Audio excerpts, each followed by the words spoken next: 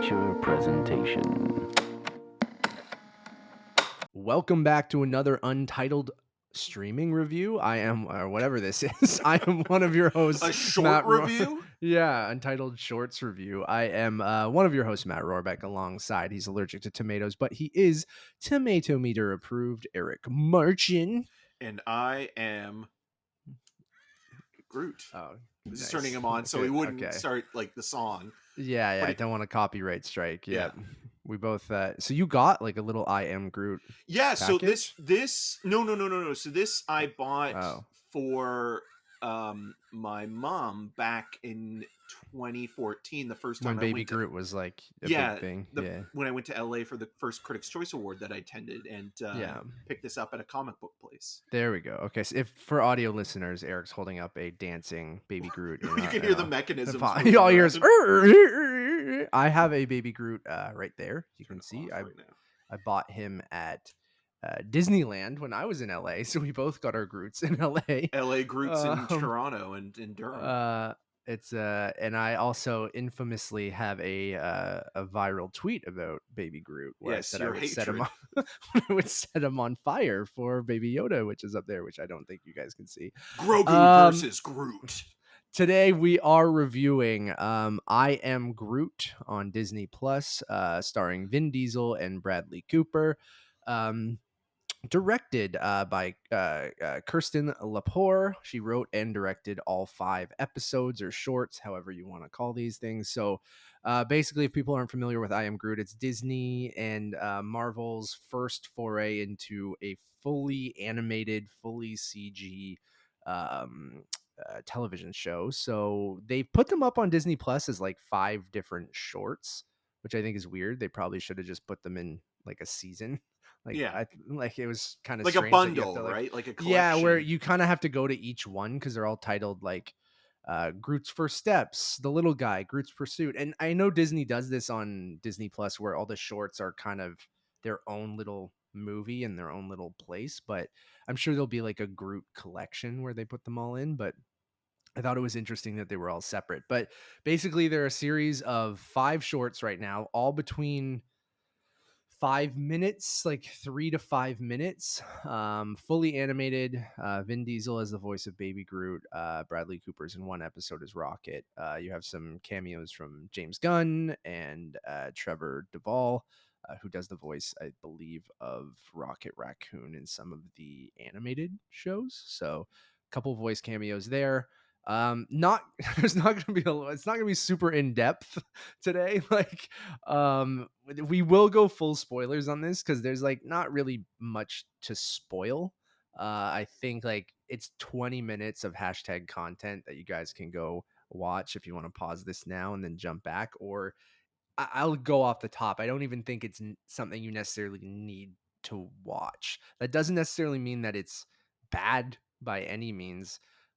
It's just they're cute, family friendly, experiments from Marvel Studios of testing out both the short format and fully animated format. So like I think there is some interesting stuff there that we can talk about, but when it comes to each short, Eric and I were talking right before we started recording where we're like, we both watched this last week, and Eric got it a little bit late, so that's why we're late with the review. But all 5 of them have kind of evaporated from both of our brains, I think, which is like, again, sounds really negative, but it's not really a negative to me. I just feel like these are made for extremely young children.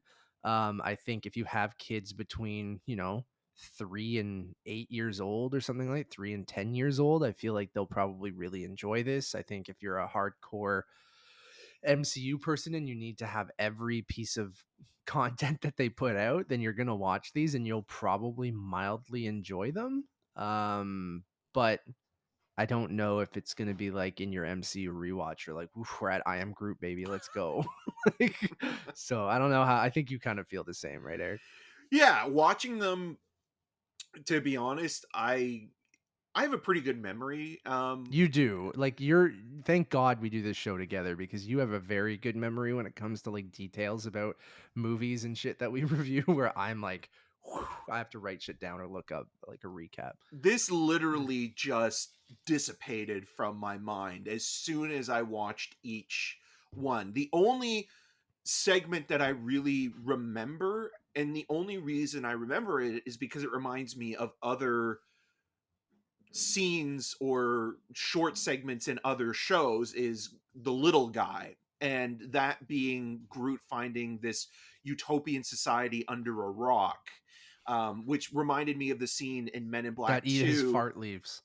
Yeah, that in Men in Black 2, when K and J go to the locker and Yeah, find like this find those little, civilization, yeah. or when Lisa Simpson creates in one of the Treehouse of Horror episodes this um like fungus type thing in this sort of bowl, and Hmm. like basically their enemy is Bart.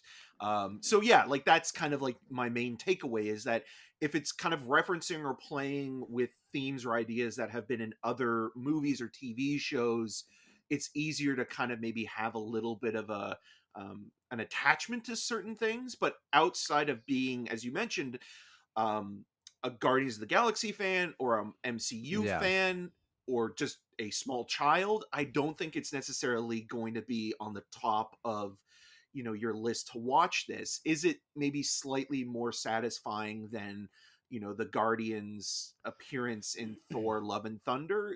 I guess, because it's not doing anything more than what it's basically selling in these Yeah. shorts. And like, you look at Looney Tune shorts or anything like that, The like they're, Pixar ones that they've done and yeah, stuff but like this is that too. very Those slight. where the Pixar ones are a little bit have a story and Yeah. emotion to them, where yeah, like you said, this is very slight. I think I liked Magnum Opus quite a bit because it kind of involves Rocket and the Guardians, and I like their And his glasses, dynamic, and Rocket's like yeah, glasses. Rocket's glasses is great. The Alf comic book and stuff like that. Like there was some fun stuff in that. Like, and then there's ones like Groot takes a bath that are just like, yeah, okay. Like Yeah. it's cute, I guess. But And it's then also the most um weirdly most mean-spirited, with the one animal that is trying to nap, and then sure. sort of like where that goes, I feel like it's like that's the one where it kind of feels a little bit like Groot is a bit of a brute. Oh, Um Groot is a bit of an asshole for yeah, sure throughout all of them. Like, there's that one where he dances with his like weird twin alien thing and ejects him, or it's just like right. kind of stuff like that. And like, I like that little animal that popped in with the tongue. Like it's beautifully animated. Like that's kind of where what I took from this whole thing was like, you Drax's know, soap is amazing. yeah, I just felt like it looks really really good, like Yeah. movie quality. Like it doesn't feel janky or television, or it looks like it was ripped right from Guardians of the Galaxy, which I think is very cool. So like why I think this is valid and a cool thing to do is like I think it's fun to play around with this stuff, and we've seen in Pixar and other um Disney shorts where the people who have made a lot of the shorts have gone on to make features afterwards, right? Like, so I think with Kirsten Lepore, like I think this is a showcase for her and for this studio, both Marvel Studios and the animation studio that did this, which is I want to make sure I got that right. I know I had it somewhere. I'll try to find it and bring it up later, but um oh, Luma Pictures. There it is. Luma Pictures did the animation, and I feel like after seeing this, I would be totally open for like, Marvel movies are basically fully CG movies anyway, like with a few live action actors, but like I could see them doing a fully CG movie at some point, like a feature length, hour and a half, 2 hour long, um, CG, completely CG film. And I think this showcases that they can do that. And I think that's interesting. Yeah, and I think, like going back to having other filmmakers kind of working on a production like this, whether it be short or series length, a format being half an hour or shorter than that, especially with the Guardians, because you're now seeing James Gunn kind of slowly starting to release the reins and basically kind of move on. And obviously the Guardians have been used by the Russo brothers and Taika Waititi now. And, even though James Gunn is doing the holiday special, which is coming up, I think, later this year. Is that still Supposed to, like, it's rumored that and the Halloween special will be announced at D23. right? So you still have those, like the Guardians 3 and the special from Gunn, but then after that, I think Gunn kind of will be moving on, whether or not he's attached still as an executive producer or producer. It's there is that sense now where he's okay with other people Yeah, using the characters that he kind whoever's of that are left. defined, Yeah, right? yeah. So Yeah, and I think that's whether, they do a fully Groot and Rocket, animated film or something like that. Like, I could see a Rocket Raccoon movie, even though Guardians Volume 3, from everything we've read and what people describe the footage from Comic-Con, that it seems like it's very much a Rocket Raccoon movie, and whether Rocket survives and he continues on and they just do maybe an animated film, like I could see that. Like, if it all takes place in space or on other planets, like with alien creatures, and you never really see a human, like, then I feel like you could probably do a fully CG Rocket movie, which I think people would be really into if you're going to continue with some of the Guardians after Guardians of the Galaxy. Like, maybe the Guardians of the Galaxy aren't together at the end of that movie, but maybe Star-Lord survives and Rocket survives, or continues on or something like that. Because I'm sure Bradley Cooper doesn't mind, like, just, and I mean, you collecting a still need, paycheck. yeah, yeah. So I'm all for that. But yeah, overall, like, there's not much else to say about this. Like, they're cute. I think you're not going to not enjoy them. Like, I know that was a lot of double negatives, but like, that's kind of the best way to describe it. You're gonna watch it, you're gonna go, that was cute. Or if you have a really young kid, they might, like, there's a lot of that kind of slapsticky, like, young, very young It's person bright and humor. colorful, Yeah, and it's, yeah, and I feel like there's fart jokes, there's silly jokes, like, there's, I think young kids, it's like, I made this joke with Marcel the Shell of Baby's First A24, but like, I feel like this is Baby's first Marvel Studios thing, right? Like, if people who grew up with this over the last 10 years, right? Actually more now, it's 13 years or yeah, something like because that. Iron Man was Um, 2008, right? yeah. So 13, 14 years. Jesus. So you got to think, like, people grew up with this thing and will eventually have their own kids and want to maybe introduce them to this, and this lets them introduce them to these characters a bit earlier, because I know, comic book movies for the most part are made for, a younger audience, although it kind of spans from, your teens into people in their 30s and even older, right? If you grew up with a lot of these characters, but they are primarily, not kids movies. I don't want to go that far, but they're supposed to skew a bit younger, but they can be very mature at times too. So, like, you might not want to show your 5-year-old Endgame, like, Well, you don't want to or have to Multiverse of Madness. you might not want to Um, have, your 7-year-old ask what a black light is after watching the sure. first Guardians movie, Yeah. So stuff like that, where I feel like, if you want to start showing them this stuff like earlier, maybe comic books are always made for young people too, right? But then even then they can be dense at times, so you got to find the right thing. So I think this is perfect for that.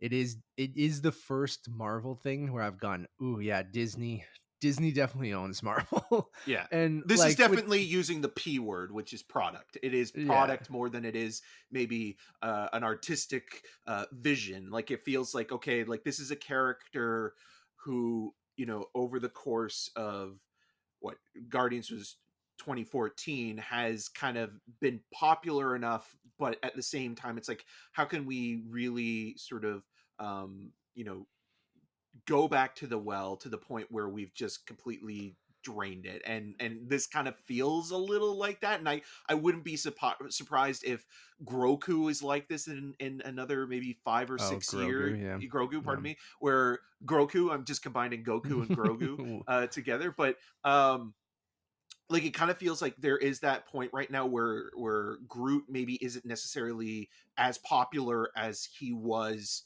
in the After first Guardians two 2, yeah. Guardians movies, and Teen Groot's, but like, that's I think worth maybe mentioning, is that this is all focused on baby Groot, Mhm. where I think Teen Groot maybe would not work as well for shorts sort of, geared towards children, especially with what teens go through in terms of, puberty and There could be a fun adolescence. puberty episode, and you could go through like some teen things that Groot Yeah. going on a date, Groot like Is doing it things like that. canon Like, though, Matt? Is this canon? I think it is. And I do think anything that has the Marvel Studios logo on it is canon to the MCU. What that means is it could be multiverse shit now, right? So it's right. like, is it canon to the 616 universe or the main whatever the timeline, the main timeline thing?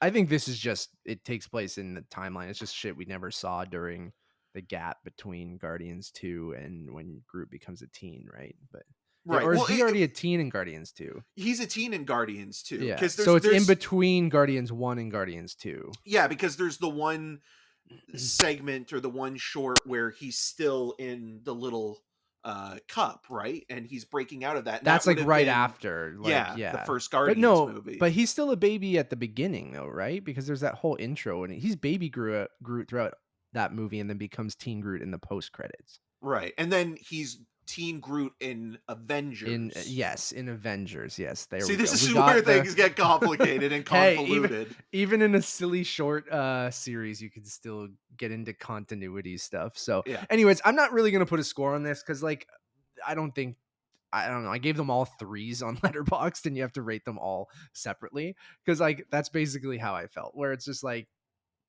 they're fine, Yeah. like they're totally fine. But like, I don't even think It's an like there's innocuous short yeah, series. Like it and doesn't there's gonna do be 5 anything. more of them. So this is even only half of that we're what we're getting. So I feel like putting a score on it doesn't really make sense. So, No. but they're fine, and I mean that not as like a slight at all. It's just No. like yeah, sure. Okay. Thank you all for listening or watching. We really, really do appreciate it. If you're a fan of Marvel Studios, we will have a review for She-Hulk very, very soon. So Attorney at law. keep an eye out for that. That should be coming out. It releases this week, so you could probably guess that the review is coming soon. So keep an eye out for that on YouTube and podcast services. If you want a one-stop shop for everything, just head over to Untitled_movies on Letterbox. We also have a new episode of the Untitled Movie Podcast over on that channel, so go check that out, where Eric and I talk about a bunch of different things. I don't even know right now because we haven't recorded it, but it's up for you guys. So go check that out. We'll probably talk Dragon Ball. Eric made a Goku thing. I'm almost done watching Dragon Ball. I've watched 136 episodes or 140 episodes of Dragon Ball in like a month and a half. So that's been fun. And I don't know what else we'll talk about, but we'll see. As always, my name is Matt Rohrbeck. You can find more of my work around the internet, but mostly at untitledmoviepodcast.com and soon on season 4 of Family Feud Canada, which is premiering in mid-September. I will let you guys know more before it premieres. But and follow me on all those social medias at Matt Rohrbeck.